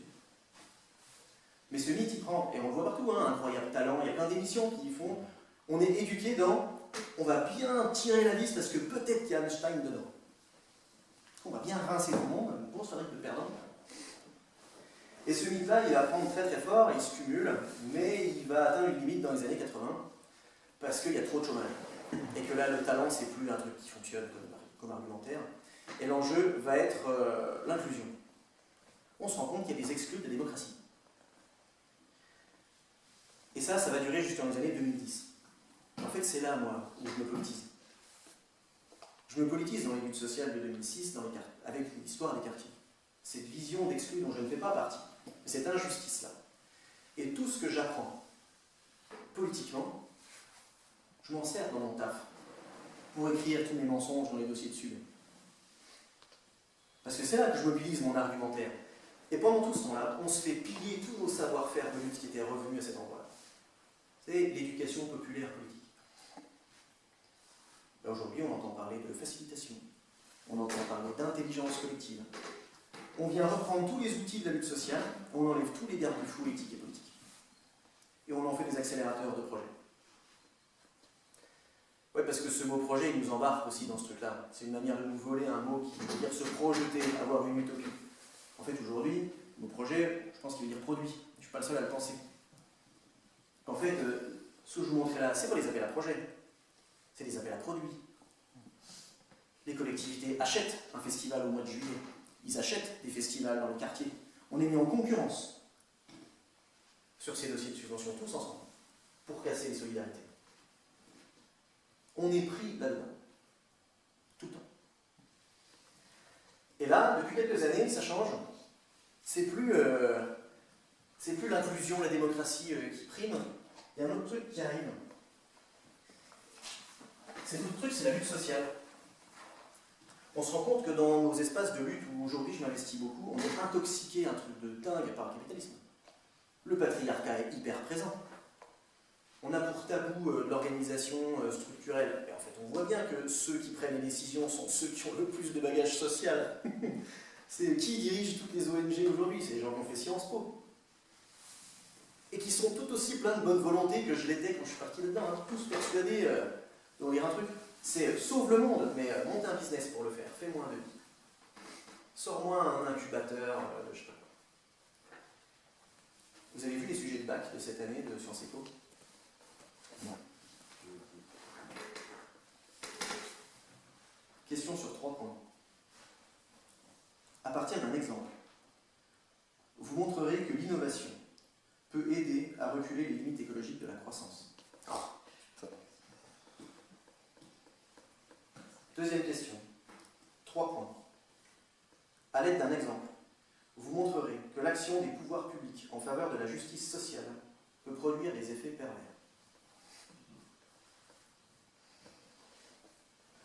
Vous voulez défendre la sécurité sociale ou pas? Mais c'est extrêmement fort, c'est un dossier de subvention. Hein. Montre-moi avec tout le savoir que tu as, que tu es capable de me faire croire que tu réponds à mon objectif, même si tu n'en as pas envie. Bien, le gamin qui passe le bac, là, il a envie de se barrer. Hein.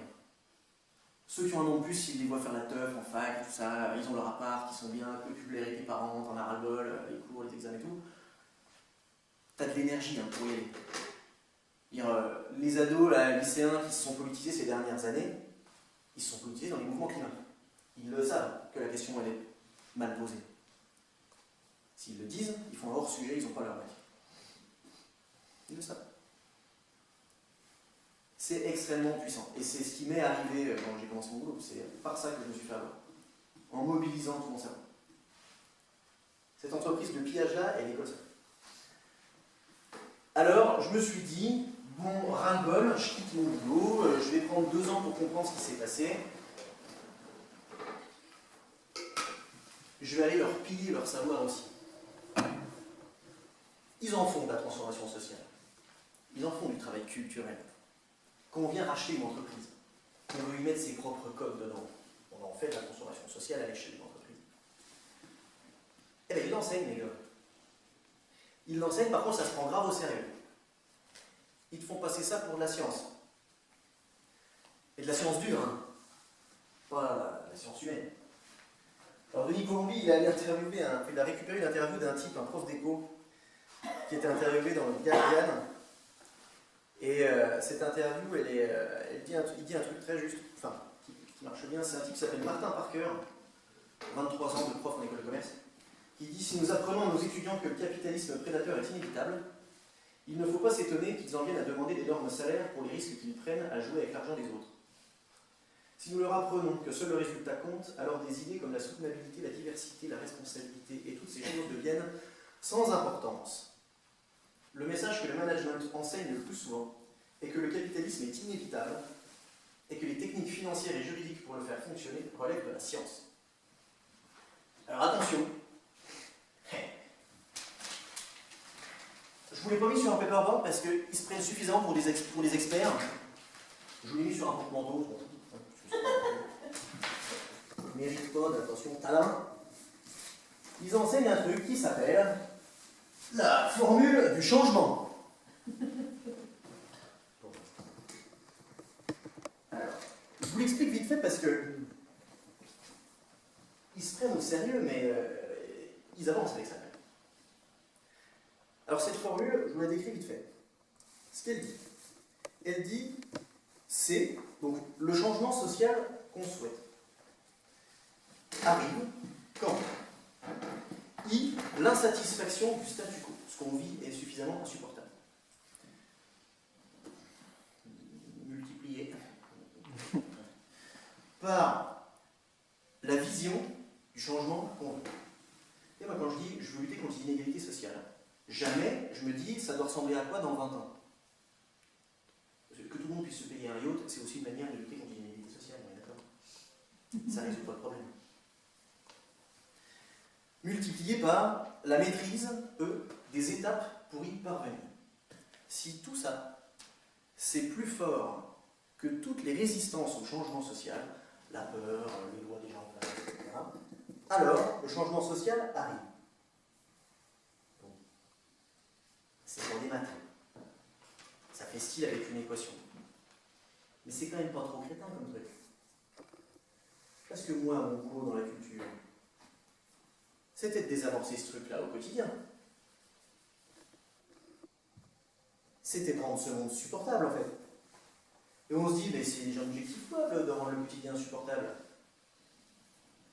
J'en suis pas sûr. J'en suis pas sûr. Et puis, le truc de agir pour agir, bon, on fait des actions, on fait des trucs pour se donner bonne conscience. Je l'ai vu à d'autres, on a des espaces de lutte aussi, ça. On n'a pas d'objectif, on ne sait pas pourquoi, mais faut qu'on fasse un truc, allez, tour de préf avec des analystes. On y va. Et puis, à quel moment on s'en parle concrètement du monde qu'on veut à la place? Parce qu'on va aussi facilement se foutre de la gueule des bandes de hippies qui font des communautés par là-bas, mais à quel moment on connecte en disant peut-être qu'on peut arriver à en faire quelque chose, en fait, j'en sais rien. Juste, on se parle pas. Et on se parle pas pour une bonne raison. C'est qu'on est complètement intoxiqué par ce système. Et que le travail culturel qui est mené nous vole notre savoir. Pour finir cette conf, aujourd'hui, j'essaie de travailler à faire un peu ce truc-là dans les espaces de lutte. même si je ne prends pas ça au sérieux. Mais en tout cas, à nous recultiver, à retravailler ce truc de c'est quoi ce monde qu'on veut, c'est quoi les codes sociaux qu'on veut. Parce que si on pète un système économique sans péter le cadre de valeur qui le génère, on ne changera pas le problème. Et si on n'est pas capable de vivre dans un autre système, de s'éduquer à ça, entre nous, se désintoxiquer de ça et s'éduquer au monde qu'on veut, entre nous. C'est ça qu'on appelle l'éducation populaire. C'est pas des sachants qui viennent apprendre à d'autres. C'est comment on nomme les injustices qu'on vit, comment on nomme les saloperies qu'on nous fait vivre, et comment on arrête de faire des choses qui nous sécurisent et qui entretiennent le statu quo. Il n'y a rien à célébrer dans le vivre ensemble. Il faut qu'on arrête de célébrer le vivre ensemble. Il n'y a rien à célébrer dans le fait qu'on crève la bouche ouverte et qu'on crame tout l'été pendant que des riches dansent sur leur yacht devant la dune du Pilat. Il n'y a rien à célébrer là-dedans quand un festival de 60 000 personnes n'est pas foutu de se foutre devant une préfecture plutôt qu'au milieu de la place de la ville et en laissant sur la touche 20 arméniennes qui sont là depuis des années. Il n'y a rien à célébrer là-dedans. La célébration, c'est ce qui marque nos valeurs et nos victoires. C'est ce qui crée l'identité d'un groupe. Quand il y a de la dissonance entre les valeurs qu'on défend et dans lesquelles on se reconnaît, ce qu'on fait et ce qu'on célèbre, le groupe explose. Exemple, groupe social La France. Temps de célébration collective les jours fériés. Valeurs défendues, laïcité. Et on s'étonne qu'on se fout sur la tronche pour des raisons religieuses et identitaires. C'est de la mécanique. Ils le savent très bien. La fabrique du harcèlement en entreprise, elle se fait comme ça. Il va falloir qu'on réapprenne à se parler.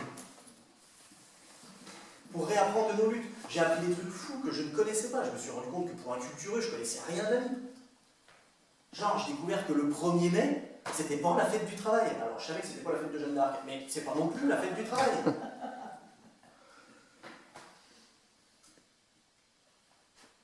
On marque l'assassinat de 6 leaders ouvriers aux États-Unis, à Chicago, par la police, a priori. C'est ça qu'on marque. Vous trouverez cette histoire dans un documentaire qui est passé sur Arte, qui s'appelle Ni Dieu ni maître, une histoire de l'anarchisme, de Tancred Ramener. C'est là que j'ai découvert. J'ai découvert aussi qu'il y a eu une université libre à Vincennes. Après 68, où c'est quasi de l'autogestion, quoi. Avec des gens énormes, et Deleuze là-dedans, et Rancière, et les programmes étaient conçus par les étudiants, c'était ouvert aux ouvriers, aux gens qui n'avaient pas le bac. Le deal, c'était, ouais, vous nous avez bien niqué pendant mai 68, donc du coup, on vous fait un cadeau, on vous ouvre l'université que vous voulez. Mais les diplômes ne sont pas reconnus. Les gens étaient recrutés partout, parce que c'était extraordinaire ce qui s'y passait. Ça a tellement marché qu'en août 1980, pendant les vacances scolaires, le gouvernement a rasé l'université. Il ne reste plus rien. Vous vous promenez dans le bois de Vincennes, vous marchez sur les ruines de cette université, on nous enlève l'histoire de nos luttes. On ne sait plus penser les victoires sociales sans avoir des leaders charismatiques. Aujourd'hui, un acquis social, je ne sais pas, mariage pour tous. Oh, Christiane Taubira, mais non. C'est un élément qui a fait perdre le PS face au mouvement social depuis combien de dizaines d'années? C'est pas une personne qui arrive pleine de bonté qui sauve le monde. C'est l'État qui perd face au mouvement social. Et on ne le lit pas comme ça parce qu'on est constamment intoxiqué. Prenez tous les films et les séries du moment, c'est toujours un super-héros qui déboule, une personne extraordinaire, qui a un talent extraordinaire. C'est la culture capitaliste à fond. C'est même pas un ministère des arts qu'on a. C'est un ministère de la culture qui défend et qui célèbre les valeurs du capitalisme sans jamais les nommer. C'est ça, ce ministère. C'est ça qu'on fait. Il va falloir qu'on se l'écrive, cette nouvelle culture. Il va falloir qu'on se parle. Il va falloir qu'on s'apprenne entre nous. Mais qu'on s'apprenne pour agir. Parce que, en fait, plus on acquiert du savoir, vous savez, le CV militant de « je connais toute la science » de je sais pas quoi, fabrique une impuissance monstrueuse. On refabrique les dominations sociales qu'on dénonce dans nos propres espaces de lutte, qui deviennent des espaces intello. On ne s'éduque pas à agir, Celui qui a pensé, ah, moi je pense bien. Ouais, bah bien. En ce moment, on va aller jouer en Allemagne, il se passe des trucs. Par contre, de l'espoir, il y en a grave. Parce qu'en fait, cette histoire, on l'a plus, mais elle réapparaît, et il y a plein de choses qui s'expérimentent. Dans les connus, on peut aller voir ce qui se passe au Rojava, ce qui se passe au Chiapas, quand même, depuis longtemps, mais aussi ce qui se passe chez nous, à Notre-Dame-des-Landes, enfin, dans les endroits où c'est encore libre à Notre-Dame-des-Landes, au quartier libre des Lentillères, à Dijon. Ce qui se passe, c'est fou. Dans les centres sociaux autogérés. Il y a des lycées autogérés qui existent. Il y a des choses hyper galvanisantes qui se passent, on n'en parle jamais parce qu'on a perdu cette histoire. Il faut qu'on se parle de ça. Alors pour finir cette conférence, moi j'ai bien assez gesticulé. Je vous propose qu'on aille s'ouvrir les bouteilles qui me font de l'œil là-bas et qu'on commence à se parler. Ta main, camarade, prête-moi ton cœur compagnon. Nous referons les barricades comme hier la Confédération. À quelques heures de Barcelone, se sont coupés des menuisiers et sans patron tout refonctionne. On sourit dans les ateliers, sur la place de la mairie qu'on a changé en maternelle. Des femmes ont pris la blanchisserie et sortent le linge au soleil.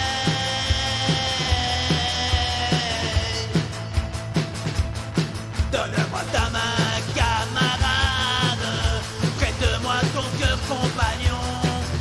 Nous referons les barricades et la vie, nous la gagnerons. Tandis que quelques militaires